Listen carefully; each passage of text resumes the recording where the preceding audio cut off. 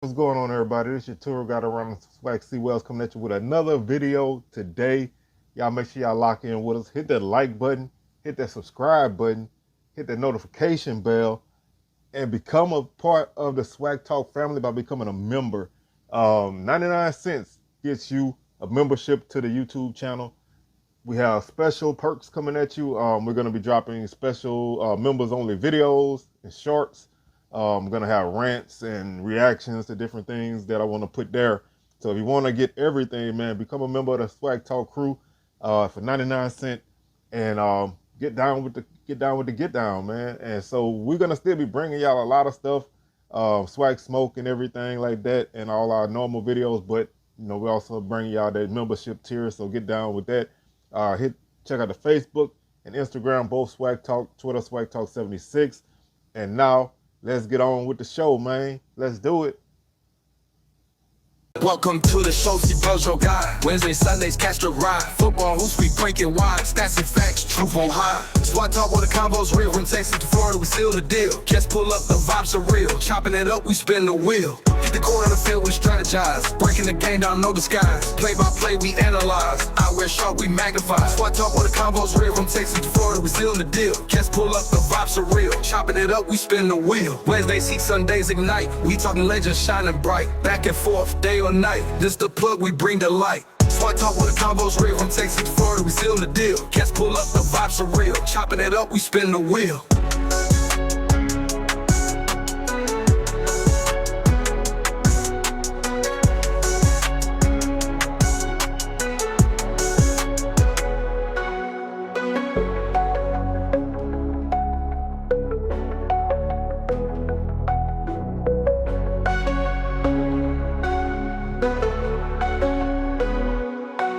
Wednesdays, heat, Sundays, ignite. We talking legends shining bright. Back and forth, day or night. This the plug, we bring the light.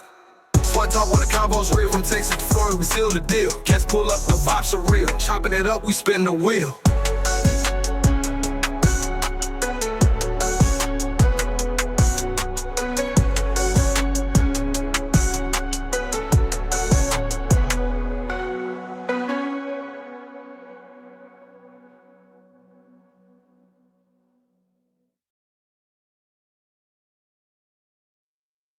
All right, everybody, what is going on, man? How y'all doing? Welcome to today's edition of Swag Talk, the show we call the Swag Inside and Out. Of course, I am your tour guide around the Swag C Wells coming at you, and we are going to take a look at all the action that took place Thursday, Friday, and Saturday. So we're going to take a look at all of week one as we put week one in the books, and we move forward with week two.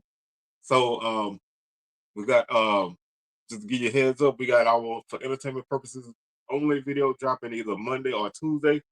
Wednesday is our week two preview. Thursday, Swag Smoke.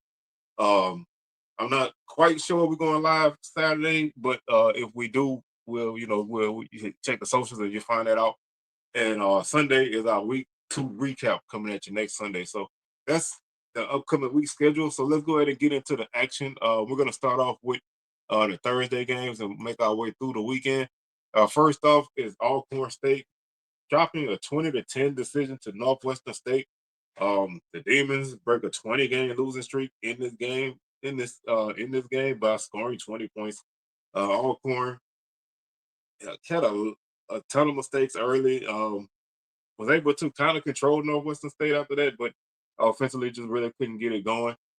Scoring wise, Ty Moore got a scoring started for Northwestern State with a 15-yard pass from Abram Johnson. They made the score 6-0. That extra point no good.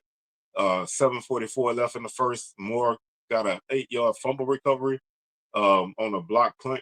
Well, on a punt snap over the punter's head. 13-0 after the extra point. Demons led there. Alcorn got on the board with 2:25 left. 2:25 left in the third when Orlandis McLaurin got a 72-yard pick six. Extra point good, 13-7. And then with 34 seconds left in the third quarter, Grandin Wilcox got a 51-yard field goal for Alcorn to make the score 13-10. And then with 9:06 left in the game, Ryan Tyler scored from 1 yard out extra point good. They gave the Demons a 20-10 lead, which would be the final score. Braves 18 first downs, Demons 12, 78 yards rushing for Alcorn, 882 for Northwestern State. Alcorn had 34 rushing attempts, 2.3 yards per carry, no touchdowns on the ground. Demons 41 carries, 4.4 yards per carry, and one touchdown. Alcorn was 19 of 44 through the air, no touchdowns, two interceptions, 182 yards. Northwestern State 85 yards passing, nine of 18, one touchdown, one interception. 260 yards offense for the Braves, 78 plays, 3.3 yards per play. They fumbled twice and lost them both. They had 15 penalties for 123 yards. Northwestern State, 26 total yards, 267 total yards offense, 59 plays, 4.5 yards per play. They fumbled once and lost it. They had 8 penalties for 60 yards. Braves averaged 41 yards per punt. Demons 44.7. 30-minute and 3-second time possession for Alcorn, 5 of 17 on third down, 1 of 5 on fourth down. They were 1 for 3 in the red zone. They had no sacks. They made their only extra point and their only field goal attempt. Demons 29 minutes, 57-second time possession, 3 of 13 on third down, 1 for 1 on fourth down, 2 of 2 in the red zone. They had 2 sacks on the night, 2 of 3 on extra points, and 0 for 1 on field goals. Individually, Jalen Tolbert was the quarterback for Alcorn. He was 19 of 44, 182 yards, no touchdown, 2 interceptions. He had sacked twice with a long of 42. Abram Johnson, 9 of 18 for the Demons, 85 yards, 1 touchdown, 1 interception, no sacks, long of 26. Reggie Davis led Alcorn with 15 carries for 65 yards, um, with a long of 16, averaged 4.3 yards per carry. Jacorian Sewell, 13 for 61. He had 12 yards as his long, 4.7 yards per carry. Abram Johnston led the Demons with 69 yards and 17 carries. He had a longer 20 with a 4.1 yard per carry average, and Mylan Hicks had 53 yards on 7 carries with a longer 51 average, 7.6 yards per carry. Also, Kobe Burrell, 9 carries, 44 yards, longer 32 average, 4.9 yards per carry. Elijah Griffin led Alcorn with 3 catches for 60 yards with a longer 42. Cody Finley had 1 catch for 26 yards to lead the Demons. Also, Moore had 1 for 15 and a touchdown. Alcorn was led by TJ Jasper with 11 tackles, Demarion Edwards with 10. Tackle for loss, McLaurin, Hinton, Thomas, Dews, Roberts, Edwards, and Spottsville each had 1 tackle for loss apiece. No sacks. Interception was by McLaurin, which he returned for a touchdown. And Hinton had a forced fumble and a fumble recovery. Demons led by Fernando Washington with 8 tackles. Christian Williams and Caden McKay and Colby Cage each had 6 tackles apiece. Washington led the defense with 2 tackles for loss. He also had 1 sack to lead the defense, along with Ano Karuru. He also had a sack. Forced fumble was by Ano Karuru, recovered by Moore. Interceptions went to Williams and McKee. So basically, like I said, this was a game that Alcorn just never really got it going. Some early mistakes allowed Northwestern State an opportunity to score, and they just kind of held on from there. Um, Really, not a like I said, not a great offensive day for Alcorn. Defensively, they played pretty solid, but they were in a hole that they just couldn't get out, even though the gap was only 10 points. Just couldn't get out of it offensively, and that did them in. One of the better games of the weekend, even though it was not a win, Alabama State really took it to UAB. 42-52 was the final. Alabama State actually led this game 21-17 at the half, and at various points in the third they still had the lead before Alabama Birmingham kind of took the lead late, uh, midway in the third, and never let it go. But Bama State offensively really put on a good showing. Andrew Body, tremendous game for him. And they were able to really give the Blazers a run for their money. Like I said, a lot of scoring in this game, so let's kind of look at it. 11:39 left in the first quarter. Jonah Delange kicked a 42-yard field goal for the Blazers, 3-0. Bama State would answer back immediately with 10:57 left in the first, and Andrew Body would get a 60-yard touchdown run. Extra point good, 7-3. 6:23 left in the first. Iverson Hooks will get an 8-yard pass from Jalen Kittner to put the Blazers back on top, 10-7. Dylan Jate will get a 14-yard pass from Andrew Body. Extra point good. That gave the Hornets the lead, 14-10. That came with 14:56 left in the second quarter. 14:02 in the second quarter. Corey Milliner had a 49-yard pass from Jalen Kittner. That made it score 17-14 after the extra point. Blazers retake the lead with 5 seconds left in the second quarter. AJ Harrell, a 31-yard pass from Andrew Body, extra point good, 21-17, which would be the halftime score. Coming out of the half, Hornets would increase their lead to 28-17 when Asa Gregg will catch a 5-yard pass from Andrew Body. Extra point good. That made it score 28-17. Like I said, 10-10 left in the third. 7:45 left in the third. Javon Jackson, 3-yard run for the Blazers. Extra point no good, 28-23. And then with 4:10 left in the third, Solomon Beebe would get a 5-yard run for the Blazers. 2-point conversion was good. That made it score 31-28. Javon Jackson would get a 46-yard touchdown run for the Blazers with 1:42 left in the third to put them up by 10, 38-28. Jamari Holtzclaw would answer back for the Hornets with a 7-yard touchdown run with 13:09 left in the fourth quarter, to make the score 35-38 after the extra point. Isaiah Jacobs would stretch the Blazers lead back to 10, 45-35 after he ran a 5-yard touchdown run. Extra point was good. 4:18 left in the game. Jalen Jones caught a 69-yard pass from Andrew Body. Extra point good. Hornets cut the lead to 45-42. And then with a minute 19 left in the game, Solomon Beebe had a 7-yard run for the Blazers. Extra point good, made the score 52-42, which would be our final score. 26 first down for the Hornets, 24 for the Blazers. 202 yards on the ground for Bama State on 41 carries, 4.9 yards per carry, 2 touchdowns. UAB, 273 yards on the ground, 35 carries, 7.8 yards per carry. They had 5 touchdowns. 312 through the air for Bama State, 18 of 24, no interceptions, 4 touchdowns. 247 through the air for the Blazers, 18 of 23, 2 touchdowns, no interceptions. 514 yards of offense for the Hornets, 65 plays, 7.9 yards per play. They fumbled once and lost it, and they had 7 penalties for 44 yards. 520 yards for the Blazers on 58 plays, 9 yards per play. They did not fumble at all. They had 5 penalties for 40 yards. Hornets, 2 punts for a 46-yard average. UAB never punted in this game. Time of possession 33-55 for the Hornets. They were 13 of 15 on third down. That's tremendous. Did not attempt a fourth down. 3 of 3 in the red zone. No sacks. They were 6 of 6 on extra points. No field goals attempted.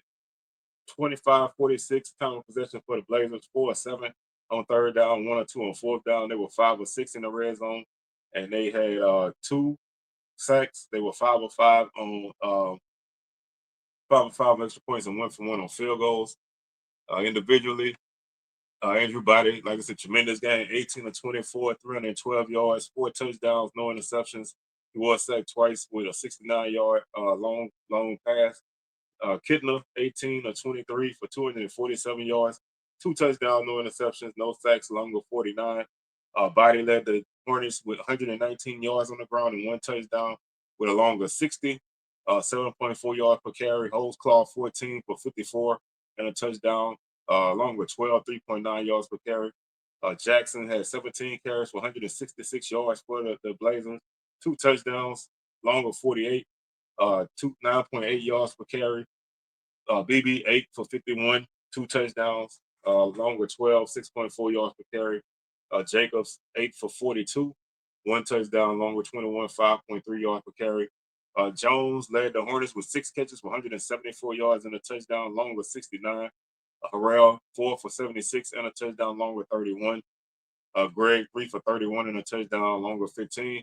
Milliner led the Blazers with 5 catches for 98 yards and a touchdown, along with 49. Hooks, 7 for 73, 1 touchdown, 33 yards was his long. Keen Lewis led the Hornets with 8 tackles.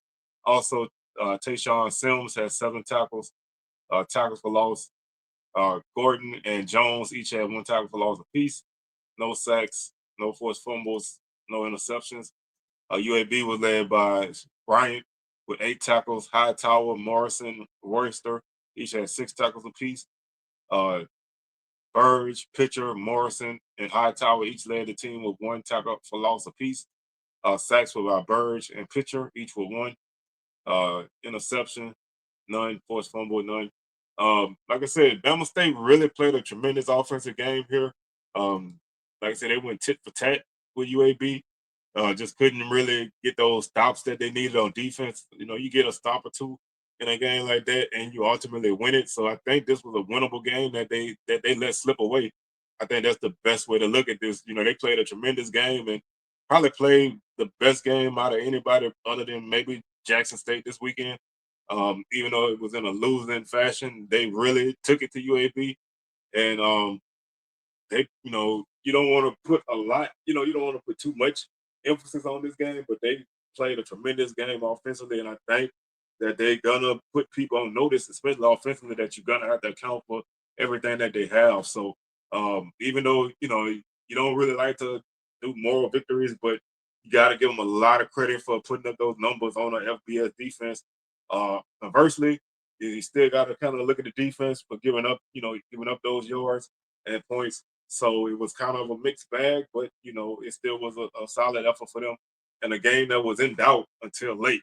And that's really all you can ask for in a game like this. So tremendous effort for them, and a lot of credit to them for competing and keeping themselves in the game, and having answers when they needed to have them. Next up is FIU taking on Bethune-Cookman.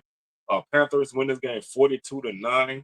Um, they got the score. Bethune-Cookman actually scored first when Juan Dominguez kicked a 35-yard field goal with 11:46 left in the first quarter. Wildcats led 3-0. Keyshawn Owens had a 2-yard run for the Panthers with 8:34 left in the first. That gave them a 7-3 lead. They would extend their lead to 14-3 after Owens had a 16-yard run with 14:49 left in the second quarter. Extra point good. 14-3, like I said. Keon Jenkins had a 6-yard run um, with 9:43 left in the second quarter.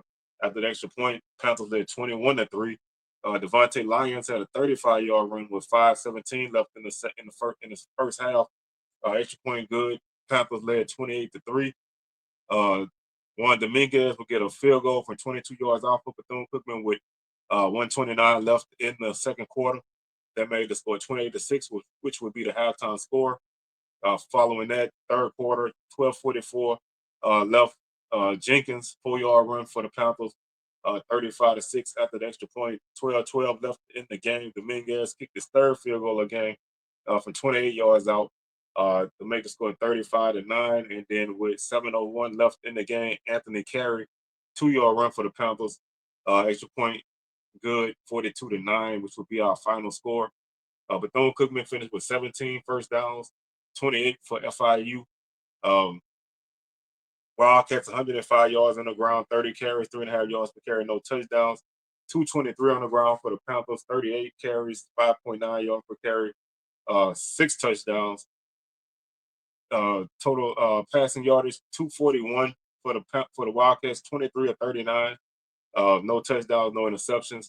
233 for the Panthers, 22 of 35, no touchdowns, no interceptions. 346 yards of total offense for the Wildcats on 69 plays. They averaged 5 yards per play. They fumbled twice and lost one. They had 8 penalties for 75 yards.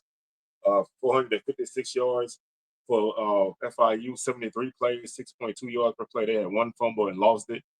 They had 7 penalties for 40 yards. Bethune-Cookman punted 4 times for 42-yard average. FIU 2 for 51. Time of possession 27-59 for the Wildcats, 5 of 15 on third down, 0 for 3 on fourth down, 3 of 5 in the red zone. No sacks, obviously no extra points attempted or made because they didn't score a touchdown. They were 3 of 3 on field goals. FIU 32-01 time of possession, 8 of 14 on third down, 1 or 2 on fourth down, 5 of 5 in the red zone. They had 2 sacks. They were 6 of 6 on extra points, and they were 0 for 1 on field goals. Timmy McClain was 18 of 28 for Bethune-Cookman, 168 yards, 164 yards, no touchdown, no interception. He was sacked twice at a longer 28. Cameron McCoy, 5 of 10 for 77 yards, longer 59, no touchdown, no interception, no sacks. Jenkins, 18 of 30 for 187 yards, no touchdown, no interceptions, longer 30, he wasn't sacked. And Joe Kaczynski was 4 of 5 for 46 yards, no touchdown, no interception, no sacks, longer 34. Marquis Johnson had 9 carries for 79 yards for the Wildcats, longer 23, 8.4 yards per carry. Owens had 11 carries for 71 yards for the Panthers, 2 touchdowns, longer 16, 6.5 yards per carry. Lions, 8 for 54, a touchdown, 6.8 yards per carry, 3 for 49, 1 touchdown, 26 yards was his long, 6.1 yard per carry. Ross led the Bethune-Cookman with 6 catches, 109 yards, longer 59. Shaw, 5 for 52, longer 18. Nelson had 2 catches for 47 yards to lead FIU for 34 yards with his long. Dimps, 3 for 41 with a longer 26. Watts led the Wildcats with 7 tackles. Harris had 6 tackles for loss. Harris had 2 and Bass had 2. No sacks, no forced fumbles, no interceptions. Well, they had a fumble recovery by Cash. I think it was on a muff punt. Johnny Chaney, that's a name that some of you guys should know from FAMU. He had eight tackles. Taylor, 8 tackles. Chaney had 1 tackle for loss. Taylor, 1 tackle for loss. And Nunu had a half tackle for loss. Also, Simmons had 1.5 tackle for loss to lead the team. Courtney also had 1 tackle for loss. Simmons had a sack. Also, Courtney had a sack. Fumble recovery was by Chaney. Forced fumble was by Hill. And I mean, this was the kind of game you kind of expected. Bethune-Cookman was able to score first, but honestly, they were able to move the ball through the air after they kind of made a quarterback change, but not a lot going on for them in that manner. So it was kind of a cut and dry game for FIU to get out there and do what they had to do and pick up the win and move on. So just a kind of a by the books game. Also on Saturday we had Alabama A&M taking on Arkansas. Razorbacks win this game 52-7. Another game that kind of was a decent start for the Bulldogs. They were able to get a first quarter touchdown, but after that it was all Arkansas. CJ Brown got the scoring started for the Razorbacks with 10:03 left in the first with a 16-yard pass from Taylor Green, 7-0 after the extra point. Maurice Edwards had a 6-yard run for the Bulldogs to tie the game up at 7 after the extra point with 6:28 left in the first quarter. 7-7. Scott Starzik would get a 53-yard field goal for Arkansas with 3:37 left in the first, 10-7. Raylan Sharp will get a 35-yard pass from Green with 13:41 left in the second quarter. Extra point good, 17-7. Green would hit Jalen Brown with a 5-yard pass in the end zone for 24-7 lead. At the extra point, they came with 2:12 left in the second quarter. Blake had a 6-yard pass from Green with 6 seconds left in the half. Extra point good, 31-7. That would be the halftime score. CJ Brown would get a 14-yard pass from Green with 11:07 left in the third quarter, 38-7. Andreas Paskey will get a 5-yard pass from Green. Extra point good, 45-7. That came with 2:53 left in the third. And with 13:51 left in the game, Mike Washington will get a 27-yard pass from KJ Jackson. Extra point good, 52-7 would be the final score. 12 first down for the Bulldogs, 29 for the Razorbacks, 69 yards on the ground for The Bulldogs, 26 carries, 2.7 yards per carry, 1 touchdown. 194 on the ground for the Razorbacks, 40 carries, 4.9 yards per carry, no touchdowns. 166 yards through the air for the Bulldogs, 15 of 29, no touchdown, no interception. 358 through the air for the Razorbacks, 26 of 36, 7 touchdowns, no interceptions. 235 yards of offense for the Bulldogs, 55 plays, 4.3 yards per play. They fumbled 3 times and lost 2. That's seven penalties for 42 yards. Razorbacks 552 total offense, 76 plays, 7.3 yards per play. They had 1 fumble, didn't lose it. 3 penalties for 20 yards. And them punted 9 times for 44-yard average. Razorbacks 4 for 45-yard average. Time possession 26-21 for the Bulldogs. They were 1 of 12 on third down, 0 for 0 on fourth down, 1 for 1 in the red zone, 2 sacks. They were 1 of 1 on extra points, didn't attempt a field goal. 33-39 time possession for the Razorbacks, 9 of 14 on third down, didn't attempt a fourth down, 5 of 5 on in the red zone. They had 2 sacks as well, 7 of 7 on extra points, and 1 for 1 on field goals. Cornelius Brown, 9 of 19 for 130 yards, no touchdown, no interceptions, 1 sack, long with 26. Eric Handley, 6 of 10 for 36 yards, 18 yards long, had a sack, allowed, no touchdown, no interceptions. Green, 24-31 for the Razorbacks, 322 yards, 6 touchdowns, no interceptions, 35 yards with the long 2 sacks there. KJ Jackson, 2 for 4 for 36 yards and a touchdown, no touchdown, no interceptions. Along with 27, Trevor Jackson, 0 for 1 for the Razorbacks. Dixon led the Bulldogs with 57 yards on 5 carries, 7.4 yards per carry, along with 11. There no 8 for 34, along with 24.3 yards per carry. Mike Washington led the Razorbacks with 9 carries for 79 yards, along with 38.8-yard average. Trevonte Abner, 3 catches for 49 yards for the Bulldogs, along with 26. Blake led the Razorbacks for 7 for 121, 1 touchdown, along with 29. Wright led the Bulldogs with 9 tackles. Robinson had 8. Wright also had 2 tackles for loss and 2 sacks to lead the Bulldogs. No forced fumbles, no fumble recovery, no interceptions. Arkansas was led by Stephen Dix Jr. Smalls and Neal each had 4 tackles apiece. Smalls, Rose, Ball, and Lee and Vaughn each had a tackle for loss apiece to lead the team. Smalls and Rose each had a sack. Forced fumble was by Smalls. He also had a fumble recovery. No interceptions. Again, just a out of books game, man. A&M was able to score early and make it a tie game, but other than that, really couldn't get over the hump. And once Arkansas kind of woke up and settled in, and the passing game really took over. So one of those games you kind of get in and get out and get it over with. Next up, we have Texas Tech and UAPB. This game had a weather delay at the half, and it was already like 47-0. I really was like, they should just end this. 47-0 at the half. There's no real need to keep pushing, but they kept playing and ultimately ended up 67-7. Not pretty. No real need to go too deep into this. Not really gonna go fully into all the scores, but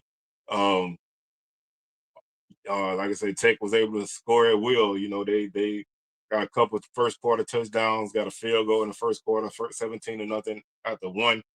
23-0 after one. Came back and was able to tack on a couple more touchdowns, 3 more touchdowns and a field goal to make the score, like I said, 47-0 at the half. Third quarter, they got 2 more touchdowns. And then the fourth quarter, Pine Bluff got their first touchdown on a 7-yard pass from Christian Peters to Ellis Stewart. That came with 6:16 left in the game.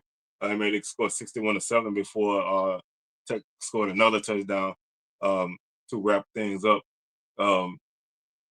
Statistically, UAPB 11 first downs. Texas Tech 33. Pine Bluff had 52 yards rushing on 26 carries, 2 yards per carry. 294 on the ground for Tech. 29 carries, 10.1 yards per carry, 3 touchdowns. 123 yards passing for the Golden Lions, 17 of 33, 1 touchdown, 1 interception. 314 through the air for the Red Raiders, 25 or 30, 6 touchdowns, no interceptions, 175 yards of offense for the Golden Lions, 59 plays, 3 yards per play. They had 1 fumble, didn't lose it, 4 penalties, 31 yards. 608 total offense for the Red Raiders, 59 plays, 10.3 yards per play. They fumbled once, didn't lose it. They had 7 penalties for 60 yards. Pine Bluff punted 7 times for a 26-yard average. Tech did not punt. Time of possession 32-38 for the Golden Lions, 4-15 on third down, 1 or 2 on fourth down, 1 for 1 in the red zone, no sacks. They were 1 for 1 on extra points, 0 for 1 on field goals. 27-22 for the Red Raiders. Time of possession 7 of 8 on third down, did not attempt a fourth down. 8 of 8 in the red zone. They had 2 sacks, 7 of 8 on extra points, and 2 or 2 on field goals. Individually, Christian Peters went the whole way for the Golden Lions, going 17 of 33, 123 yards, 1 touchdown, 1 interception. He was sacked twice. Darren Morton was 16 of 18 for the Red Raiders, 201 yards, 4 touchdowns, no interceptions, no sacks. Will Hammond, 7 of 9 for 92 yards, 1 touchdown, no interception, no sacks. Mitch Griffiths, 2 for 3, 1 touchdown, 21 yards, no interception, no sacks. Zamarion Weber, 15 carries, 42 yards to lead the Golden Lions, 2.8 yards per carry. Dickey, 12 carries for 90 yards to lead the Red Raiders and a touchdown. Also Hill, 8 for 78. Kareem Burke had 3 catches for 33 yards to lead the Golden Lions. Reggie Virgil, 4 for 56 and a touchdown to lead the Red Raiders. Eakin, 3 for 47.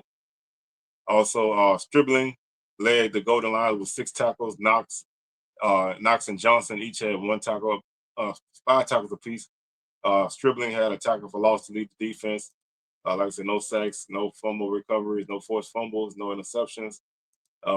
Texas Tech was led by Ramirez with 4 tackles. Also, Rodriguez, Roberts, and Smith each had 4 tackles. Tackle for loss. They had 4 guys with 1 tackle for loss apiece, and they had 4 guys with half a sack apiece. Interception was by Boyd Matthews. So, like I said, really not a lot to take from this game. It was honestly it was over early, and they kind of just played through the string afterwards. Like I said, weather delay, so kind of played through the string after that, and kind of got it over with. Not like I said, just not a game I really write home about. Um, and that was kind of expected. So um, just back to the drawing board for the Golden Lions after this, and we'll see where they go. Another game that kind of went the way we expected was Grambling all over Langston, 55-7. Big first half for them, 35 nothing halftime score. They did score 20 points in the second half, but 35 points in the first half kind of put this thing out the way. Uh, Cruz got the Tigers on the board in the first quarter with 5:51 left on after a 6-yard run, 7-0. George 55-yard pass from T-Set. Extra point good, 14-0. That came with 2:30 left in the first. Eden, a 1-yard run for Grambling, extra point good. 10:15 left in the second, 21-0. Bradford, 38-yard touchdown run to get a Tigers a 28-0 lead with 4:07 left in the second quarter. Knighton, 3-yard pass from T-Set, extra point good, 35-0. That came 1:57 left in the first half. Halftime score 35-0. Miles, 3-yard pass from T-Set, 42-0 other extra point, 8:34 left in the third. Frazier, 11-yard pass from Fry for Grambling, extra point no good, 48-0. That came with 3:25 left in the third, with 12:54 left in the game. Phillips, 11-yard run for Grambling, 55-0 at the extra point. And then with 9:22 left in the game, Roblowski, 21-yard pass from Hooper to get the Lions on the board to make the final score 55-7. All right, let's run through the team stats here. Um, 6 first downs for Langston, 25 for Grambling, minus 32 yards rushing for Langston, 21 carries, minus 1.5 yards per carry, no touchdowns. Grambling 219 on the ground, 43 carries, 5.1 yards per carry, 4 touchdowns. 129 yards passing for Langston, 14 of 32, 1 touchdown, 1 interception. Grambling 247 through the air, 26 of 33, 4 touchdowns, no interceptions, 97 yards of offense for the Lions, 53 plays, 1.8 yards per play. They fumbled twice and lost both, had 5 penalties for 41 yards, 466 total offense for Grambling, 76 plays, 6.1 yard per play, 2 fumbles, lost one, 7 penalties for 60 yards. Langston punted 9 times for 39.7 yard average. Grambling 3 for 43. 22, 56 time possession for Langston, 3 of 15 on third down, 0 for 1 on fourth down, 0 for 1 in the red zone, no sacks, 1 for 1 on extra point, no field goals attempted. Grambling 37-04, time possession 7 of 14, 1 of 3 on fourth downs, 6 of 6 in the red zone, 5 sacks, 7 of 8 on extra points, 0 for 1 on field goals.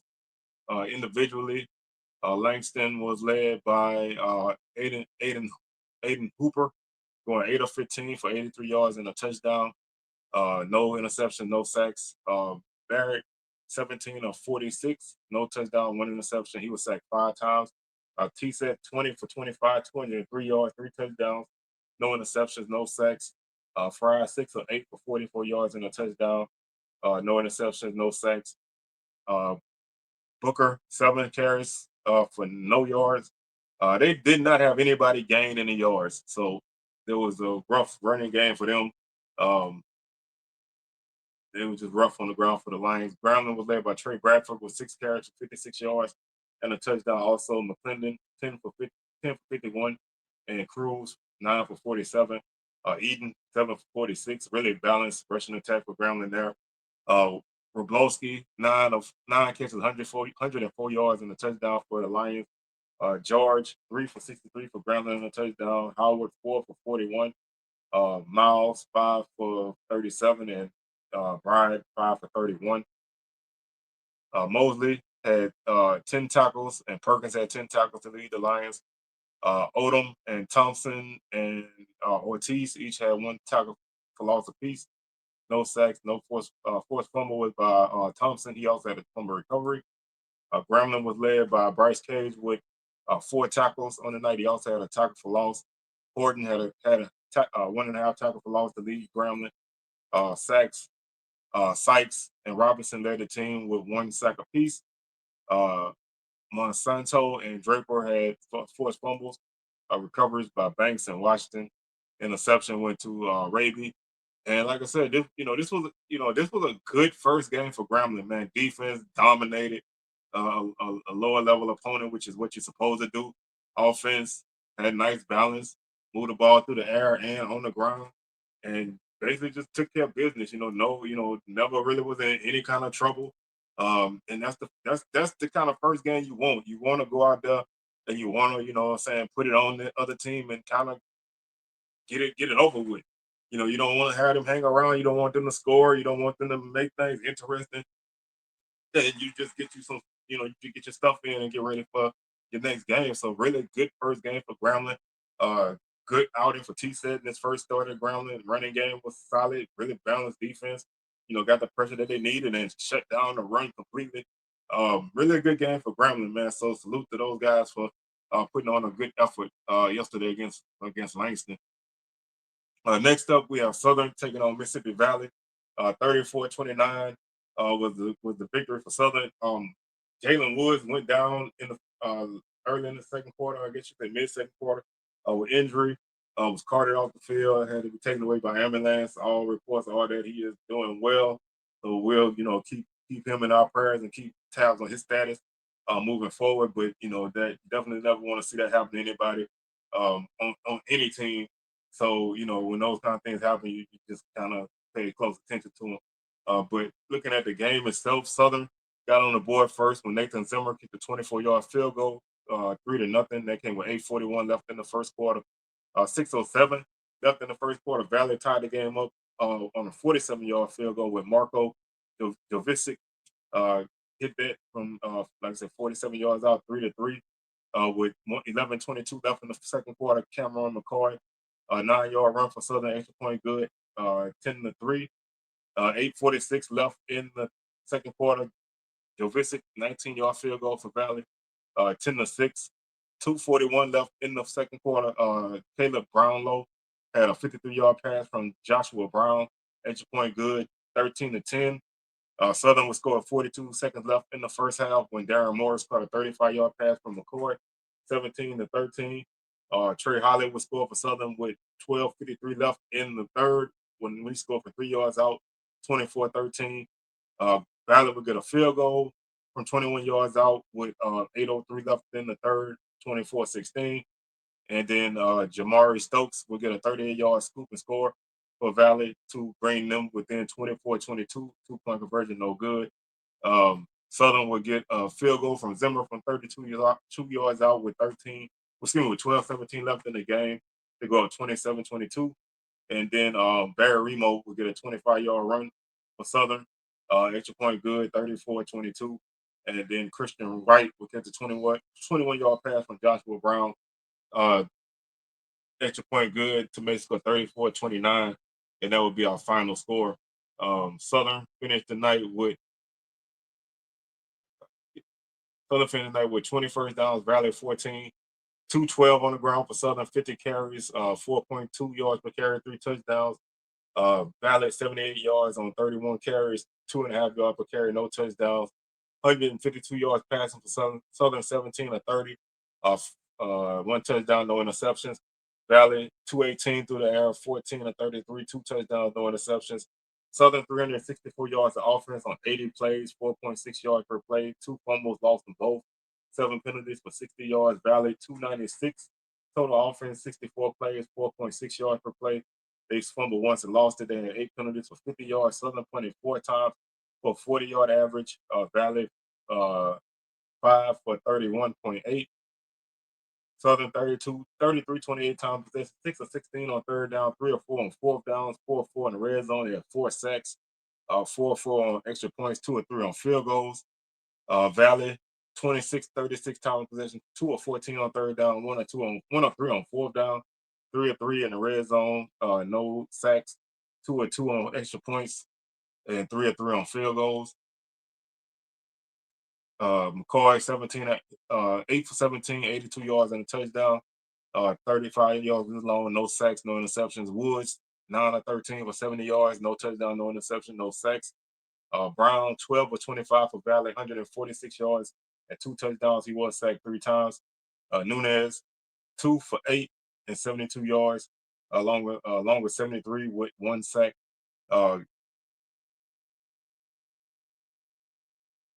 Yes. I think these numbers are off for Southern, but that's showing Gabriel with 19 for 97, McCoy 5 for 35, Franklin 5 for 9 for 35, Holly 13 for 12 for 28, and a touchdown. McCoy had a touchdown. I want to say Remo had that touchdown. Um, so I don't know how accurate those stats are, but Brown led Valley with 12 carries for 87 yards, 7.3 yards per carry. Morris 3 for 49 and a touchdown to lead Southern. Norris 1 for 73 to lead Valley. Brownlow 1 for 53 and a touchdown. James led Southern with 9 tackles. Givens with 7. Givens had 3.5 tackles for loss and 2 sacks. Good bounce back game for him. That was a game that he needed after the Central game, but he had a big game. Traylon James also had 2 tackles for loss and a sack, so big game for him as well out of the secondary. James had a forced fumble recovery by Yassine. Valley was led by Cole McKinney with 9 tackles. Jalen Wright had 2 tackles for loss to lead the defense. McKinney had a forced fumble. Stokes had a forced fumble. Stokes had 2 fumble recoveries. So solid game for him. This was an interesting game for the fact that it was a total unknown. Nobody really knew what Valley had. Nobody really knew what Valley was gonna do, and they kind of took advantage of that a little bit, but they also did not really do a whole lot outside of a couple of big offensive plays. That third quarter really kind of almost did something in with two fumbles that led directly to points. They probably both should have led to touchdowns because one fumble, the guy got tackled on like the one. Another one they scored. That's really what kept this game closer. It kind of kept Philly from pulling away because they gave Valley some points late in the third. They were able to rebound and then kind of just hold them off after that.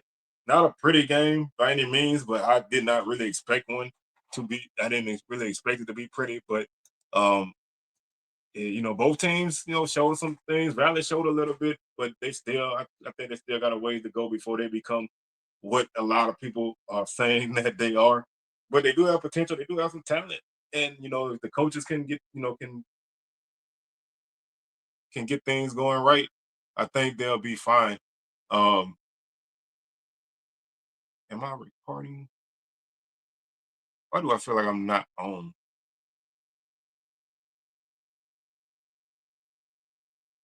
I hope I'm on. Y'all forgive me if y'all hear me talking. This is odd.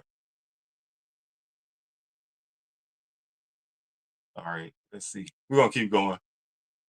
Next up is FAMU and Howard.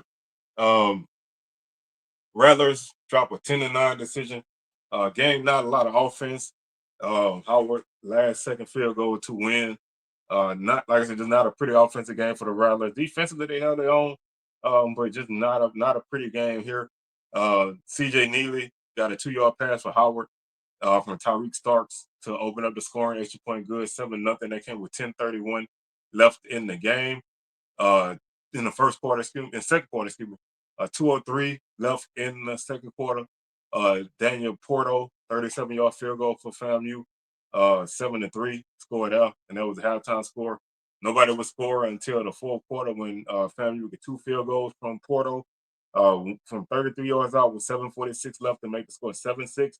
And then with a minute 49 left in the game, from 18 yards out to get a Rattlers a 9-7 lead. And that will set the stage for Mac Connor to kick a 43-yard field goal for Howard with no time left to get the win. Like I said, just not a pretty game for the Rattlers offensively. 12 first downs for Howard, 15 for FAMU, 50 yards rushing for Howard on 30 carries, 1.7 yards per carry, no touchdowns. FAMU 89 yards on 32 carries, 2.8 yards per carry, no touchdowns. 145 yards of offense for the Bison. 17 of 29, one touchdown, one interception. FAMU 183 yards, 17 of 33, no touchdowns, no interceptions. 195 yards of offense for Howard, 59 plays, 3.3 yards per play, one fumble, and they did not lose it. They had 5 penalties for 35 yards, 272 total offense for the Rattlers, 65 plays, 4.2 yards per play, no fumbles, 6 penalties, 54 yards, 8 punts for 37-yard average for Howard, 6 for 46 for FAMU, 26-24 time possession for the Bison, 6 of 16 on third down, 1 for 1 on fourth down. They had 1 for 1 in the red zone. They were 3 of 3. They had 3 sacks, 1 for 1 on extra points, 1 for 1 on field goals. FAMU 33-36 time possession, 5 for 16 on third down. Did not attempt a fourth down. They were 3 or 4 in the red zone, 2 sacks, no extra points made and attempted, and 3 or 4 on field goals. Individually, Starks 17 of 28, 145 yards, 1 touchdown, 1 interception, 2 sacks. Johnson 17 of 32 for the Rattlers, 183 yards, no touchdown, no interception. He was sacked 3 times. Starks had 12 carries for 30 yards to lead Howard. Um, Franklin 13 for 37. Somerset 9 for 37 to lead the Rattlers. Mosley 3 for 33 for Howard, and Kearney 2 for 30. Neely 4 for 27 and a touchdown. Rogers 4 for 51 for FAMU, and Wilcher 2 for 40. Dyson led Howard with 7 tackles along with Smith. He also had 7 tackles, tackle for loss. Gallup, Miles, Wesley, they each had Wesley and Watson each had 1 tackle for loss apiece. Sacks went to Gallup, Miles, and Wesley. FAMU was led by Riles with 5 tackles. Norris, Gardner Jr., and Thomas each had 4.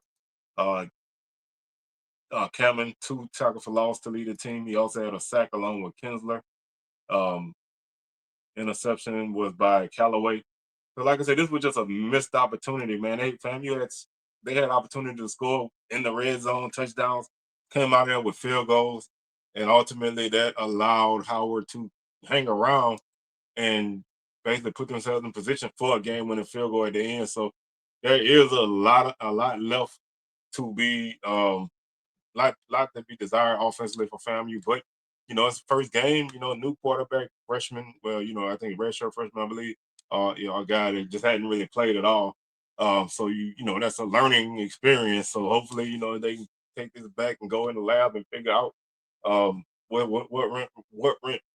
went wrong and get themselves back on track. So we'll see how this turns out moving forward. Next up is Jackson State taking on Hampton. The Pirates jumped out early, 7-0. Jackson State jumped up um, and really had this game, kind of, I won't say in check, but they kept this game at a decent score before they needed a flurry in the second half to get the win. Uh, Hampton scored first when Snipes had a 3-yard run with 12:23 left in the first quarter. Extra point good, 7-0. Matthews would get a 2-yard run for Jackson State with 7:48 left in the first to tie the game up at 7 after the extra point. Davenport with 14:35 left in the second quarter will get a 6-yard run for Jackson State to go up 14-7 after the extra point. After a scoreless third quarter, Ferguson will get a 30-yard pass from Freeman for Hampton to go to tie the game up at 14 after the extra point. And then with 5:32 left in the game, Ahmad Miller will get a 2-yard run. Capped the 82-yard drive that took 12 plays and 5:03 off the clock. So big answer there. At extra point good, 21-14. And then with 4 minutes left in the game, Miller had a 76-yard run to make the score 28-14 out of the extra point, and that would be our final score.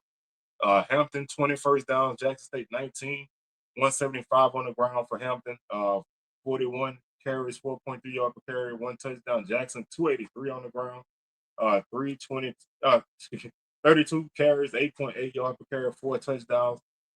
201 through the air for the Pirates, 21 and 29, 1 touchdown, 1 interception. 143 through the air for Jackson State, 15 and 30. No touchdown, no interceptions, 376 total offense for the Pirates, 70 plays, 5.4 yards per play. They had 4 fumbles and lost 2. They had 5 penalties for 33 yards. 426 time of possession. 426 total offense for Jackson State, 62 plays, 6.9 yards per play. They fumbled once but didn't lose it. They had 10 penalties for 89 yards. Hampton 5 punts, 41 yards. Jackson State 7 for 44. 33 time possession for the Pirates, 5 of 18 on third down, 1 of 3 on fourth down, 1 of 3 in the red zone. No sacks, 2 of 2 on extra points, no field goals attempted. Jackson State 26-27 time possession, 6 of 14 on third down, didn't attempt a fourth down, 3 of 3 in the red zone. They had 4 sacks, and they were 4 of 4 on extra points, did not attempt a field goal. Freeman 10 of 17 for 117 yards, 1 touchdown, 1 interception. He was sacked twice. Davis, 11 of 12 for 84 yards, no touchdown, no interceptions. He was sacked twice. Morgan, 15 of 30 for 143 yards, no touchdown, no interceptions, no sacks. Freeman had 13 carries for 94 yards for the Pirates, no touchdowns, 7.2 yards per carry. Ahmad Miller, huge game, 10 carries, 772 yards, average 17 yards per carry, 2 touchdowns, long with 76. Tremendous game. Just you can't ask for much more from a guy than that. Ferguson 5 catches, 59 yards, and a touchdown for the Pirates. Shepard 5 for 49. Portillion had 5 for 43 for Jackson State. Dupree 3 for 41. Rembert 4 for 31. Pirates were led by O'Neal with six tackles. Matthews with 5. Song Basson, 1.5 tackle for loss. No sacks, no forced fumble. One forced fumble was by Marcus. No fumble recovery, no interception. Jackson State was led by Quincy Ivory with 8 tackles, Reed Pulliam with 7. Uh, Ivory, 3.5 tackles for loss, huge game, 2 sacks. Really big game for him. He also had a forced fumble and a fumble recovery. Um, Rogers had an interception. Those are player of the week numbers for Quincy Ivory. I would not be surprised if he got defensive player of the week with those numbers. Just a tremendous game for him to lead the Tigers defensively as they picked up a hard fought win against Hampton. Our final game of the week is the Labor Day Classic, and this game started late because of a rain delay, and it was entertaining. You know, it came down to the very end. Um, the, let's take a look at the scoring plays. 22-21, Panthers got the win. Uh, Tigers scored first with 9:03 left in the first quarter when Devon Ford had a 10-yard run. Extra point good, 7-0. Cameron Peters hit Keegan Hickman from 57 yards out. They scored 7-7. Uh, this is weird, but Franklin 5-yard run for Prairie View for a touchdown. With 9:11 left in the first. In the second quarter, Renfro had a 20-yard run for TSU with 8:52 left in the second, and that made the score 14-14 at the half. Ford would get another touchdown with 9:45 left in the. Oh no, they got a safety. Excuse me. Ford would get tackled for a safety with 9:45 left in the fourth quarter. And then TSU will get a pass from Cooper to Richardson for 15 yards to get the Tigers a 20-16 lead. Extra point was good. And then Peters would hit Ojo from 13 yards out to make the score 22-21. And the SWAC doesn't have the actual box score for this game. They're using the live stats, and it's so odd to kind of read off of. So it's kind of making it a little bit tough to figure out everything. But big game, big debut for the Panthers. They had 19 first down, 17 for TSU. 30 carries for the Panthers, 130 yards, average 4.3 yards per carry. They were 22 of 38 passing, 2 touchdowns, 1 interception, 295 yards, had 425 total yards on 68 plays. TSU 46 plays, 258 yards. They were 11 of 16 through the air, 132 yards. They ran above 126 yards on 30 carries. Uh, this was an entertaining game. I'm actually about to go back and rewatch it because I watched some of it, missed the end of it.